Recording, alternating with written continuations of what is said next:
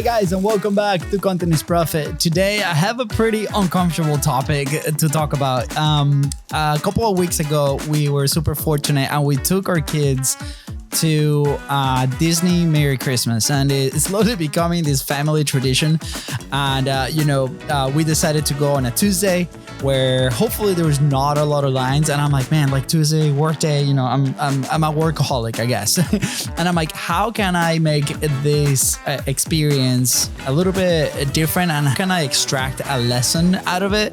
Not that I didn't want to have fun with my kids, of course I do, but at the same time, I am doing my best to integrate my life with what I do and the passion that we have behind content. And I'm also stretching, I guess, my abilities and my comfort zone when it comes to creating content. So, I think this is episode 600 something, published 700 plus. And obviously, we feel a little more comfortable in a podcast environment, in the home studio or in our studio, but recording in person, vlogging style outside with people around is a thought that has terrified me, and I want to not experiment that because, I like being terrified, not at all, but I really want to train my creator capacity. Like, how can I expand on that skill and do my best to document and create in different places that is not just our studio. So in today's episode, I am extracting 10 lessons from that terrifying but very exciting vlogging experience that I had with my family, which, by the way, is still in pre-production. We recorded everything, but I haven't sat down to edit. That will be like a whole different story. Again, part of the skill set I'm trying to develop. So with that, guys, enjoy this episode. All right, here we go. So 10 lessons and insights of like why a vlog, right? And I think I wanted part of it to relate.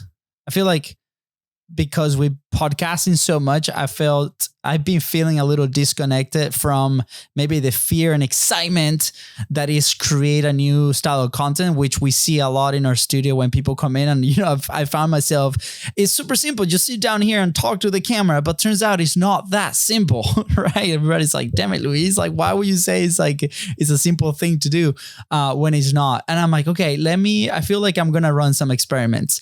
And I felt that way when we ran 45 Live, going live for 45 days. It was the first type of content that we ever created consistently, right?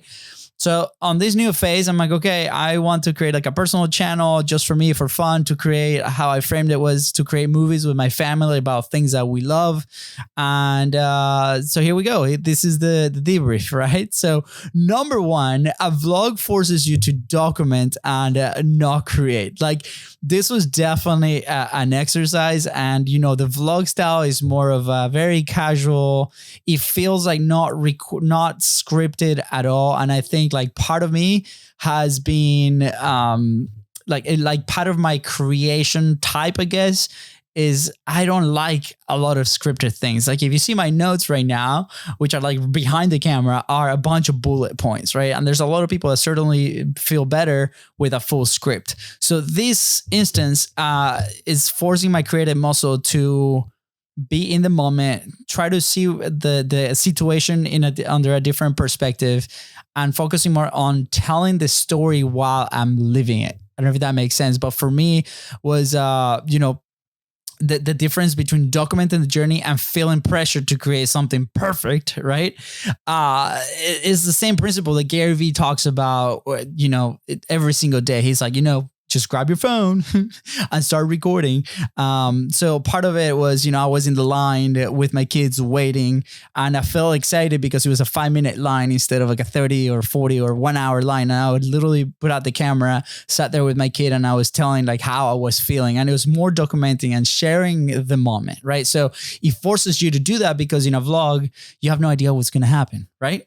All right. Number two, it's a powerful way to build connection at scale, right? Like it just, this format itself on the distribution doesn't just show your personality, but it also shows like your energy and like the way that you are in real life. The second you start recording in public and you try to fake the energy, or you try to fake yourself, or like the way that you create, or the way that you talk, it feels so weird and it feels so bad. And it's like, you know what?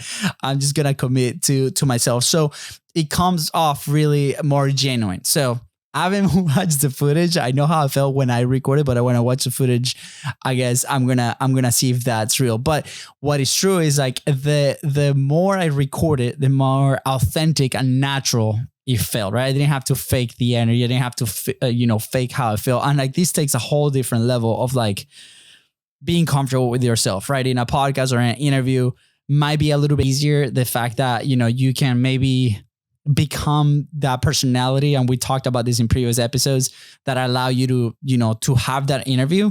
And then for more introverted people, that might take a little bit more energy, and then you can you cannot relax. But for vlogging, it's very raw. It's really you. So definitely it's not for everybody, but for the people that tackle that, it will create a huge advantage when it comes to showcasing your personality, showcasing who you really are, and showcasing your authenticity. And because of, the 6 levers and what we talk about in Business Creator Club every single time, authority, relevancy, and trust comes from that authenticity that you can share with the people, right? So number 3, this was a huge one. Overcoming the fear of being seen. Oh my gosh. Okay, talk about nerves on like being awkward or like resisting, turning the camera on yourself. It's crazy. So the first moment I started recording was when we're walking into the park, and we're walking around 4 p.m. because the Christmas party is late, and we have all these people coming towards me, right? Like, because they're exiting the park. So like the night people come in, the real people come out, and I'm just here with my camera, pushing the stroller, trying to explain how I felt. And I felt crazy overwhelmed because, you have cast members giving you cookies, and you have like the Disney characters welcoming you on the Christmas, and the kids are excited. And I'm thinking to myself, like, why am I recording this right now? Like, and I was like, it's so awkward. And then as I'm going, I just forced myself to do that. I was like, the first moment is almost like, if almost like making a fool of myself. So like anything that happens after, it doesn't really matter. And I've warned my wife beforehand, and we made a deal, and like she was very gracious and amazing. And she, was walking up front, and I don't think she saw it, but it was, oh my gosh. But after that, guess what? I realized nobody really cares. Like, especially in a place like that where a lot of tourists have cameras, right? Nobody really cares.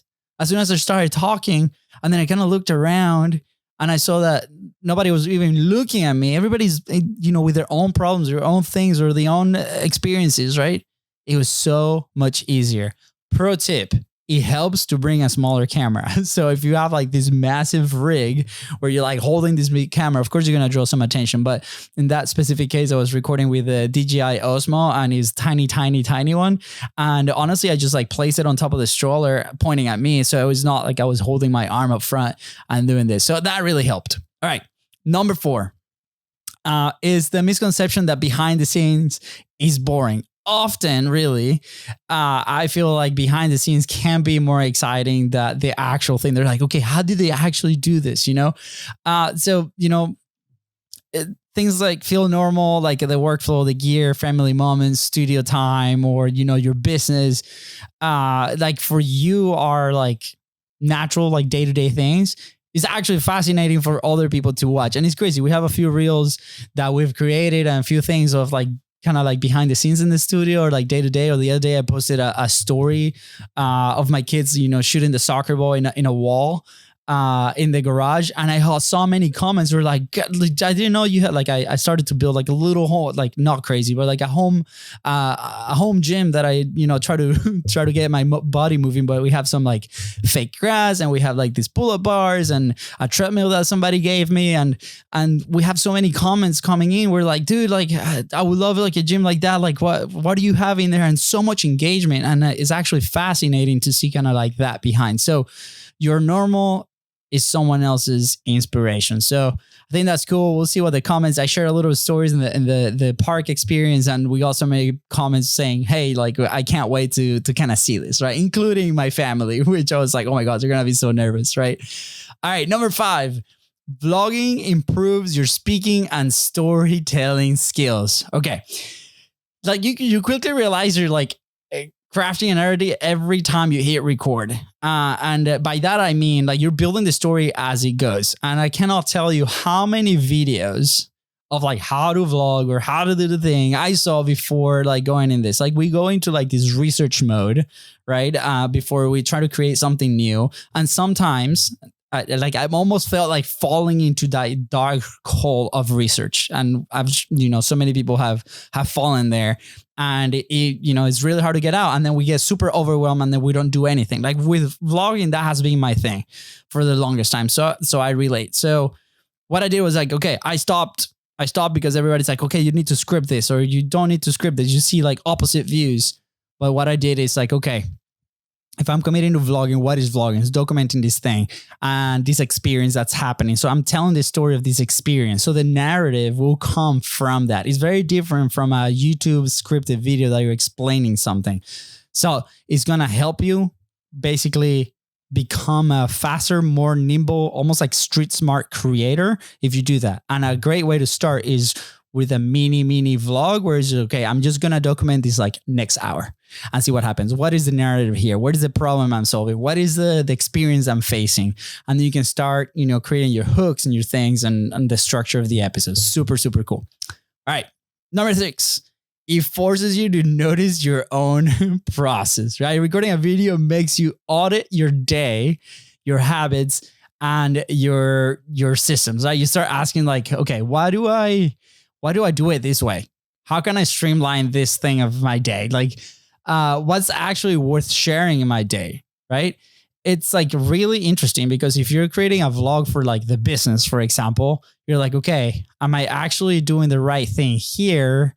Because I'm showing it. And again, we like to live in a world where like, okay, you do good things when you do it the right way when people are not looking. But I'm sure there's many situations in our life that we're like, actually, do I want to share this? Not just because it's like incorrect, but it's like, can it be better, right? CBB, can it be better? And you have no idea how this exercise has forced me personally to be like, okay, how can I be more efficient? How can I behave better on my day-to-day? Not just for the vlog. The vlog just like highlights the thing and then is a good indicator for you like, okay, well, if I'm feeling this way, maybe I can become better in these other parts of my life. Super cool. Personal development, again, 101 with content creation, right? So number 7 is like you become better at capturing moments, right? So instead of waiting for inspiration, instead of like, thinking about these ideas, you learn to grab your camera and record in that moment. That builds the creator muscle like we talked about earlier in the episode. And this specifically, in our case, it helps you guys as we share this, right? But, on the comments, this also helps, like equipment also helps here. Like I'll recommend like use the best camera you have available. This little thing, these phones are amazing because this is a moment and you just capture. I'm a gearhead. So, in that trip I had my DJI Osmo, which was, I kept it in my pocket, just with a flick, I could turn it on and record the thing that was happening. I love my Meta glasses. So like, that's a great way to do. So like, how do you remove friction from moment to recording, right? And sometimes it's a little action camera instead of a big setup. So it just helps you be aware of the moment and then capture that. And it's crazy because if you do it on that discipline of your day to day, that muscle will start working out and then you can spot better situations in business or in conferences or things like if you are a business creator, it will help you do that. And not only capture it, but also framing the moment and create a story around it, which is awesome. Okay. Number 8, video like that. It will help you create assets and then you can multi-purpose. This is no secret. This is like M2M 101, like macro to micro 101, which is the service that we've been offering for a very, very long time. So if you have a vlog, this can help you create shorts and reels and TikToks and podcast lessons like the one that you're listening, right? Email stories, sales angles, a ton of stuff, right? So not only you're having like this very interesting behind the scenes type of content, but at the same time, the stories that you create there can help you create other kinds of content that your team or somebody else can create, or even yourself, right? So in my specific case, that vlog can create multiple clips that you can add to the workflow. And then you have a different type of reel or a different type of content that is not just talking head, right? Number 9, it helps test your message fast, right? So like this is when you start vlogging, let's say behind the scenes at work, right? You will share some of the things that you do naturally on the thing. So if it's like a personal brand vlog, of course, you're going to have your call to actions in there. You know, it becomes like a real-time lab where you can test a bunch of ideas, right? We had a vlog where we tested on the back end. We had a situation. Sorry, the main vlog, if you go to Bistros SEO, I think is the only video that's there right now because we're like testing these out. You'll see that there's like a interview section that we do with Justin, incredible guest. And then on the back end, I explain the process on how we get our guests and different things. Well, we got incredible feedback. One, there's people that like got it, but there's also people that didn't really understand how I was explaining the thing, which is great, like valuable lesson, right? So speed of feedback is fast. And then we took that feedback and then we brought it into the community, Business Creator the Club. And then we create a whole new presentation based on that feedback. So really cool way to present what you do and receive feedback really, really fast. And number 10, this is probably the hardest to accept, is like you'll never feel ready. So if you're itching for something like this, do it anyways. Like and not just for vlogging, for any type of content, right? Go ahead, dive in, have fun, and it's never ready. It can always be better. CBB. So you might as well start now. So, I guess there's a core takeaway here where it's like, even with like all the years of experience, the equipment, because we're equipment, gearheads and podcasting background, starting something new, like a vlogging style, it feels very like uncomfortable. Not gonna lie. Like it was weird how uncomfortable it got, but it got better. But the moment that you press record, right, like momentum kicks in. Like if you fully commit, be like, okay, I'm just gonna ignore everybody that's around me. I'm going to do this. And you look at the camera in the eye and you start recording, you'll see how momentum will kick in. So your future content, I believe you with this, your future content depends on the reps you refuse to skip today. Your future content depends on the reps you refuse to skip today. Let's go, baby. That's my leadership. All right. Those are my 10 lessons after vlogging. I hope they're useful for you. If you have any questions, let me know in the comments. If you're on YouTube, let me know in the comments. If you're on Spotify, send us a DM at BizBrosco. And with that, guys, enjoy the rest of your week, and I'll see you on the next episode. Take care.